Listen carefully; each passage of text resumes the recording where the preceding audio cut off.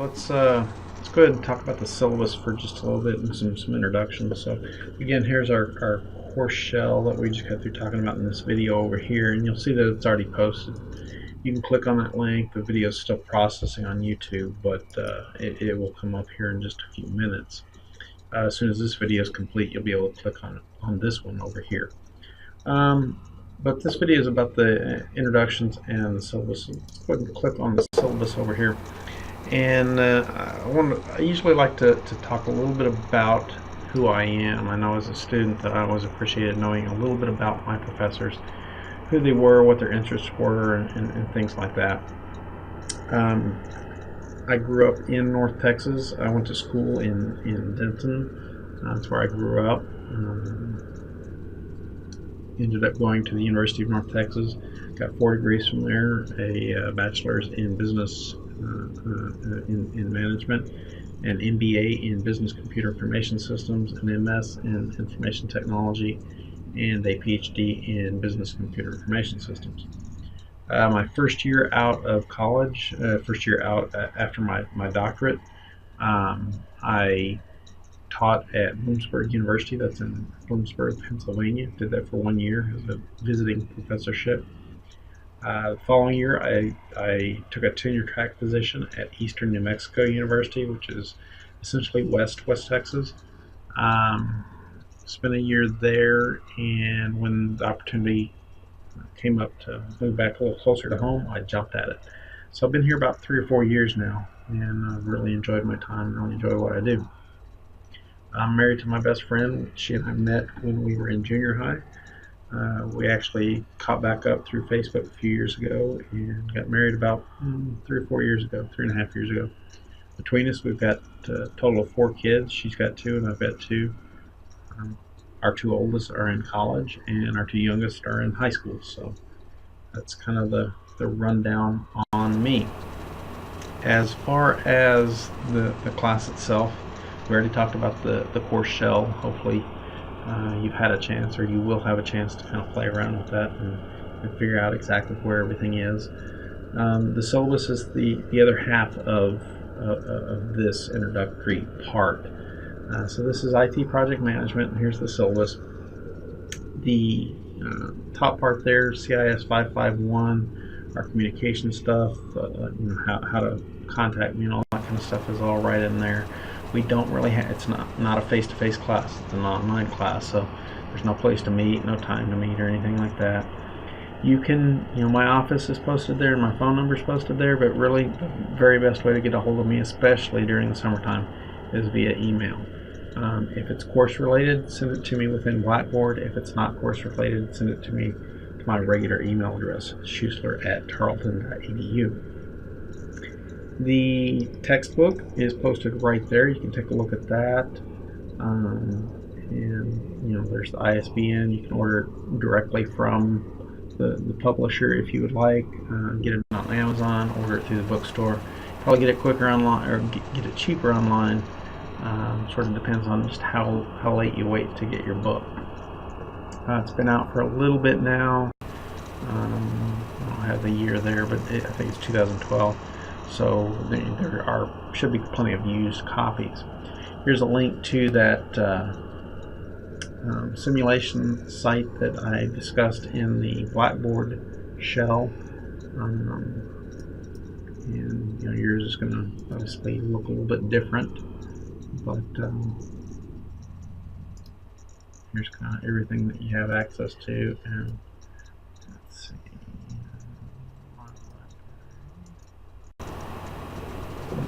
Where it was.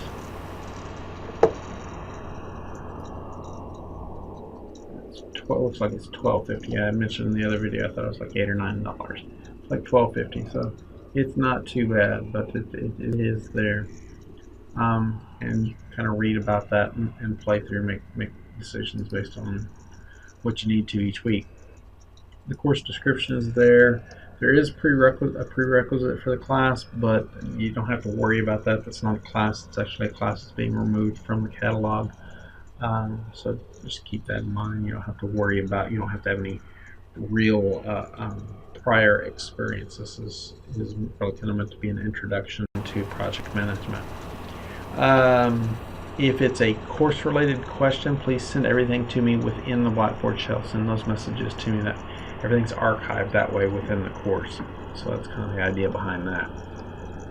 Course goals, some of the knowledge hopefully that you'll be coming out of, some of the skills that you'll be coming out of the class with. I also like to provide information regarding the job, regarding things that project in this particular case, this course is project management. What would project managers be doing in the real world? How much money would they make? What kind of jobs would they do? Things like that. So I frequently go out to the Bureau of Labor Statistics and update this section of my syllabi.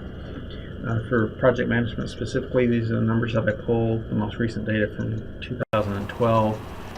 This is directly from the Bureau of Labor Statistics website. So work environment, their pay, job outlook, all of that kind of stuff. So if you're interested in project management as a career, take a look. Be familiar with it. Make sure that that's something that you're interested in. If you are already somewhat in the field of project management, or really just any field, and you're about ready to make a career change, or you're about ready to embark on your career, take a look at Career Services over there. The director is Elena Hefner. They do a lot of really good stuff over there. They do things like video resumes, which is something that is a little bit different, a little bit unique, allows you to kind of differentiate yourself from some of your peers. They help you practice creating your resume. They help you with mock interviews, as well as have listings of jobs that of employers that have contacted the university and have open positions. So take advantage of that resource. You're helping to fund it through your course fees, so why not take advantage of it? Also, because you're enrolled in a CIS course, regardless of whether or not you're a CIS student, you have access to what was the Microsoft Academic Alliance and is now DreamSpark. And essentially it's free software that you can get through Microsoft. There's a lot of different titles that are out there. They don't have everything. For example, they don't have Microsoft Office, but they do have components of Microsoft Office. For example, they have Microsoft Access, I believe. They have Microsoft Project. They have a lot of different Microsoft products that are available to you as a CIS student for free. So take advantage of that. The next section is course deliverables. This is the part most students, just about every student, that's what they want to focus on. This is where they get to, and that's what they want to really understand. So I'll spend a little bit more time on this section. Essentially, your grade is going to be a composite of multiple assessments in some way, shape, or form. So assessments or quizzes, tests, assignments, participation opportunities, or discussion board type stuff, exams, and then your portion of a semester project. Let's see. Actually, this I'll need to actually edit some of this, and I'm going to do that right now. Okay. As far as the midterm and the final exam, we'll get to that here in just a little bit. But they're both going to be online. They're mostly going to be multiple choice questions as well as essays. As far as the assessments are quizzes that you'll take. There's a quiz over each chapter. There's also an assessment over the syllabus, the syllabus quiz. That's probably the easiest one. And so just print out the syllabus, read through it so you kind of know where everything is, and then take the quiz. It consists of true, false, and multiple choice questions. All the other quizzes are just true, false questions. So there's a total of 13 quizzes. There's 12 chapters plus quiz 0, the syllabus quiz. So there's a total of 13 quizzes. The syllabus quiz should be a gimme grade. That's an easy one to take, right? Yeah, it's just over the syllabus. I also drop your 2 lowest quiz scores. So don't stress out if you miss a quiz or if you do poorly on a quiz. It's going to happen. There's going to be a glitch in with the power or something like that. Something's going to happen. Don't worry about it. I don't reset quizzes or anything like that. You can't make them up after the fact. But that's because you've got a gimme quiz and two dropped quizzes. So be aware of that. Assignments are all posted inside of Blackboard. You can start working on them right now. You can't necessarily work too far ahead based on the way the assignments are done, but you certainly can get started on those and work ahead. They're already posted. All assignments are due at 9:30 p.m. on Sunday evening, the week that the assignment is scheduled to be due for. Just be aware that there is that last week, which things are a little bit weird, so whatever's due that week is a little off, but other than that, plan on 9:30 Sunday evenings being when things are turned in. The reason I chose 9:30, if anybody's curious, the Blackboard help desk closes at 10 o'clock, and so I kind of wanted to encourage you guys to make sure you get it done before they close. And honestly, you really think they're going to answer at 9:59? Probably not. So, assignment 0 is that one. When we looked in Blackboard, you open up, you fill out the information sheet, tell me a little bit about yourself, and that's what that is about. And then those other assignments are about simulations. So participations, we also talked about those in the Blackboard shell, but participation basically there's several opportunities to share your experiences with the simulation runs that you're doing, as well as your semester projects and how they're coming along, looking at other people's, commenting about theirs, responding to comments about yours, etc. Additionally, participation consists of your taking a pretest and a post-test. It doesn't matter what your performance is on either one of those, as long as you take it, you'll receive 5 points. I encourage you to do your best on both. That way it gives me a more accurate assessment as to what your incoming knowledge is and how far you progressed over the course of the semester. But as long as you take it, you get your points for it. There is the semester project. The semester project is due at the end of the semester, and essentially you're going to analyze a large-scale project, and we talked about that in the Blackboard shell as well. Gave you a list of potential projects to take, but this kind of gives you an overview of that project. And then there's the exams, 2 exams, midterm and comprehensive final exams.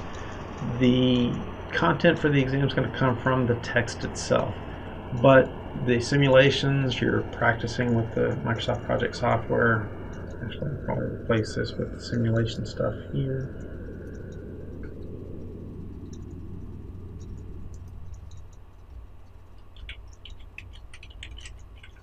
There we go. See, doing this on the fly. As far as the content of the exam, though, you expect multiple choice, short answer, essay type question. Probably not a lot of short answer. Probably predominantly going to be essay and multiple choice. Be sure you understand not only the concepts, but the big picture issue of, as you can see, I took a different syllabus and simply modified it for the project management class. But you want to understand project management in the context of organizations, in the context of business. And while this course isn't directly tested over in your comprehensive exams, if you're a CIS major, it does contribute significantly towards some of those other classes. In other words, when you're implementing a network, project management techniques really help you to manage that process. When you're developing a database, project management techniques really help you to manage that process. So it does really help you to reinforce those ideas and those concepts. As far as the weights of the different components of your grade, the quizzes total 220 points. There's actually 13 quizzes, 12 plus quiz 0, so there's 13 quizzes. I only count your top 11 scores, so their total is 220 points. As far as assignments, assignment 0, that's the one that basically is just an information sheet about you. It's right there, and it's worth 20 points, so you do get points for filling that out.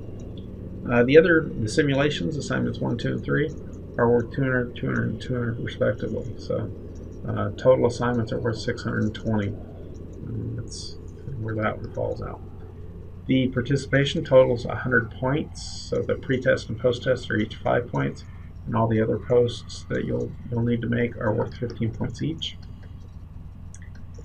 The semester project, the first rough draft is worth 25 points, the second one 75 points, the third one 300 points, midterms also 300 points, and the final exam is 400 points. So if my math is correct, the total should be 2,040 points. As far as late assignments, I don't take late assignments, so work ahead. I wouldn't work too far ahead because I don't think you want to get out of touch with the rest of the class, but I definitely encourage you to work ahead a little bit. That way, just in case something comes up, somebody gets sick, you have to make an emergency trip or something like that, you have a vacation or something in the middle of it, of the semester, plan on working ahead just a little bit. As far as student expectations, you're all graduate students, so there's no, there shouldn't be anything that's surprising in this. Things like checking Blackboard once a day, checking out the discussion board, see if you can help them, see if other students can be of help to you, etc. Don't post questions about grades in the discussion board. I can't answer them in a public forum, so keep that in mind. Academic dishonesty. Don't cheat. I mean, people do cheat, but that's why we have a policy, and the policy's posted, all the stuff you can do and can't do, and all that kind of stuff, what happens on various offenses. The reality is some students do cheat, and some students, not all students obviously, do get caught. And it's just not a good situation, so don't put yourself in that position. If you have some need for an accommodation, something for some extra test time, or you need questions to be asked, things of that nature, that is an accommodation. I can't make those sort of assessments. You need to contact the Center for Access and Academic Testing. They do their various tests to determine certain disabilities, and then they provide recommendations to me. I'm going to do whatever it is that they say. That's their thing. They're experts at that. That's not my thing. I'm going to take their advice, but I can't make that assessment. They have to make that assessment. And then lastly, here at the very bottom is our schedule for the semester. It may change, but I'll tell you, I really do not like changing the schedule. I like to have it all laid out at the beginning of the semester and use it kind of as a roadmap. So the columns you want to be familiar with are the dates. The beginning date starts on a Monday. Second date ends on Sunday, so everything's due at 9:30 on that Sunday, etc. The only exception to this is this last week. I'm going to do that. This last week, because it's finals week, so things are a little off on that week. The topics that we cover each week are posted right here. So for the very first week of class, it's an opportunity to introduce yourself. Watch these videos, the one over the Blackboard, the one over introductions in the syllabus, things like that, and read chapter 1. Those are the things that you need to do in terms of studying. As far as deliverables, things that need to be turned in for a grade by 9:30 on 6/15, you need to complete that pretest. You need to complete assignment 0. You need to complete quiz 0. And you need to complete quiz 1. That might look like a lot, especially for the first week, but the reality is the assessment should be easy, the assignment should be easy, and quiz 0 should be easy. The only one you're going to have to spend time studying for is really quiz 1. So that means you got to spend time reading chapter 1. So that's kind of how that works. After this week, I will, at the very beginning of this week, assign groups. And I got to do it quick because at the end of the week, you've got stuff to do again. In this case, for the semester project. That's a group project, so I've got to have your groups assigned quickly so you've got time to kind of get together and start working. For this assignment, we talked about in the other video, there's not a lot here, but there is some content that I want in there. And then you can kind of see the rest of the schedule of assignments, how they roll out. And that's it for the syllabus. I think it's pretty intuitive, pretty straightforward. I don't think there's a lot of curves. I've been doing this for a while now, And so I think I've kind of got a pretty good scheme down as far as how things flow. My use of Google Docs and a lot of the Google tools this semester is a little bit different, so there probably will be some little hiccups in the road as far as that. But it's something that we'll work through, and I'll get it figured out. I think I've got a pretty good handle on it at this point, but just in case. Other than that, I'm excited about this semester. I think it's going to be fun. I hope you guys really kind of get into the project choices that I've given you. If one of those doesn't work, let me know. We'll figure out an alternative. But this should be a fun, interesting semester. If you guys get into it, I would certainly recommend that you kind of go to the next step and see about becoming certified as a project manager. So the book, there's a section in the book that actually talks about that. So if that's of interest to you, check into that as well. So that's all I've got for you in this video. I guess I will talk to you guys later. Take care.